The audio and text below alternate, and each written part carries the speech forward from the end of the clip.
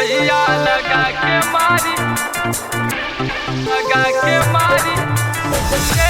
वो दिन होई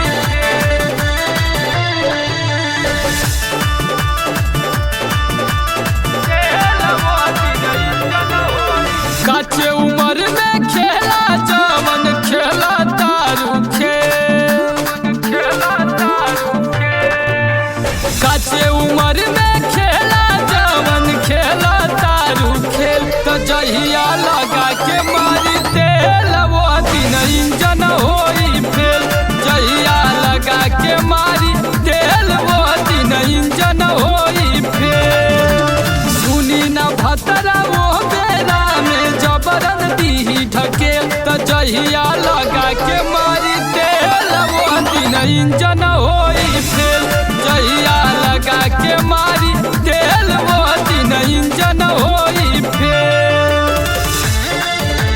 जहिया लगा के मारी तेल वो दिन इंजन होई करेलू तू मन मानी हो उतरी देह के पानी हो जतरा जहिया होई खराब सारा लोगवा जानी हो करेलू तू मन मानी हो उतरी देह के पानी हो जतरा जहिया होई खराब सारा लोगवा जानी हो पूछी न वो दिन के कोनो लगा के रखबू सेल तो जहिया लगा के मारी तेल वो दिन इंजन होई फेल जहिया लगा के मारी तेल वो दिन इंजन होई फेल जहिया लगा के मारी तेल वो दिन इंजन होई फेल उपेंद्र प्रकाश कहता रे तोहरा के समझाई के